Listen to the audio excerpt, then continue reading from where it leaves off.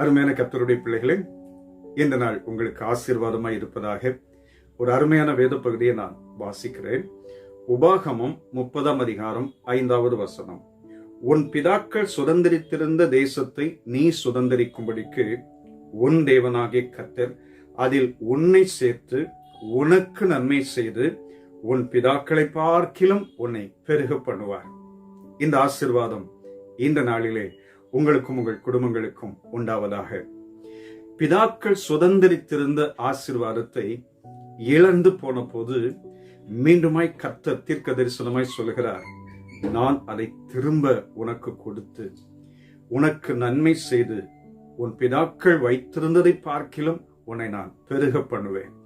இது அப்படியே விசுவாசமாய் ஆவிக்குரிய பிரகாரமாய் தியானிக்கும் போது நம்முடைய பிதாக்களாகிய ஆபிரகாம், ஈசாக்கு, யாக்கோபு, தாவீது, தானியேல் அவர்கள் சுதந்திரித்திருந்த தேசம், அவர்கள் சுதந்திரித்திருந்த ஆசீர்வாதங்கள், அவர்கள் மேல் இருந்த அபிஷேகம், அவர்கள் மேல் இருந்த வல்லமையை நாம் பார்க்கும்போது கர்த்தர் அவர்களை எவ்வளவாய் வல்லமையாய் பயன்படுத்தினார், எவ்வளவாய் அற்புதமாய் கிரியை செய்தார்.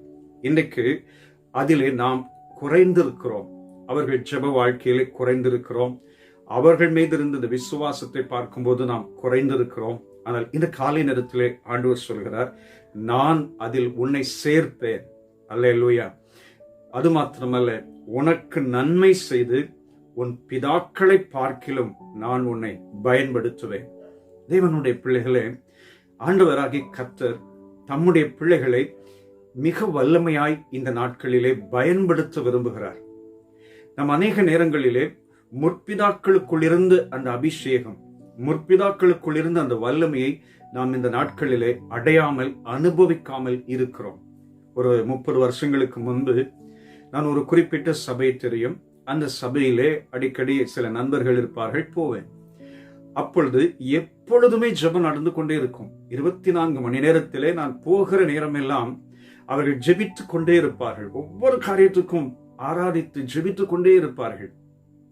ஆனால் இப்பொழுது சமீப நாட்களுக்கு முன்பு அங்கு கடந்து சென்ற போது வாரத்திலே 2-3 நாட்கள் தான் அங்கு ஜெபம் நடக்கிறது. அது ஒரு குறிப்பிட்ட நேரங்களில் நடக்கிறது. அப்பொழுது அந்த போதகர்கள், சகோதரர்கள் சொல்லுகிற காரியம், அந்த நாட்கள்ல நாங்கள் என்னென்ன காரியங்களுக்காக ஜெபித்தோமோ பிரதர், அதெல்லாம் கர்த்தர் கொடுத்தார். இவ்வளவு பெரிய ஆசீர்வாதத்தை கொடுத்தார், ஸ்கூல் மற்ற எல்லா காரியம் கொடுத்தார். ஆனா இன்னைக்கு ஒண்ணுமே நடக்க மாட்டேங்குது அப்படின்னு சொல்லுவார். அந்த ஜெபம் குறைந்து விட்டது. முற்பிதாக்களுக்குள் இருந்த அந்த விசுவாசம் இன்னைக்கு குறைந்து விட்டது. முற்பிதாக்களுக்குள் இருந்த அந்த பாரம் குறைந்து விட்டது. ஆனால் இந்த காலை நேரத்திலே ஆண்டவர் சொல்லுகிறார், நான் உனக்கு திரும்ப கொடுப்பேன். நான் திரும்ப உனக்கு கொடுத்து உனக்கு நன்மை செய்து உன்னை பெருக பண்ணுவேன். சில போதகர்களுடைய பிள்ளைகள் அவர் சொல்லுவாங்க, எங்க அப்பா நல்ல ஊழியம் செஞ்சாரு, எங்க அப்பா வல்லமையா வைராக்கியமா ஊழியம் செஞ்சாரு பாஸ்டர், என்னால அதை செய்ய முடியல, என்னால் அப்படி இருக்க முடியல. இந்த காலை நேரத்தில் அப்படிப்பட்டவர்களுக்கு விசுவாசமாய் சொல்கிறேன், கர்த்தர் உங்கள் பிதாக்களைப் போல உங்களை பயன்படுத்துவார். உங்கள் பெற்றோர்களைப் போல உங்களை பயன்படுத்துவார். உங்கள் பெற்றோர்கள் எப்படி வைராக்கியமாய் கர்த்தருக்கு நின்றார்களோ அதை பார்க்கிலும் உங்களை நிற்க வைத்து உங்களை பலப்படுத்தி உங்கள் வாழ்க்கையிலே ஊழியத்திலே இயற்கைக்கு அப்பாற்பட்ட அற்புதத்தை செய்வார். இந்த காலை நேரம் உங்களுக்கு ஆசீர்வாதமாய் இருப்பதாக. நீங்கள் கர்த்தரோடு இருங்கள். கர்த்தரை அதிகமாய் தேடுங்கள். நேரம் கிடைக்கும் போதெல்லாம் கர்த்தருடைய சமூகத்திலே காத்திருங்கள். வசனத்தை சொல்லி அறிக்கையிட்டுக் கொண்டே இருங்கள்.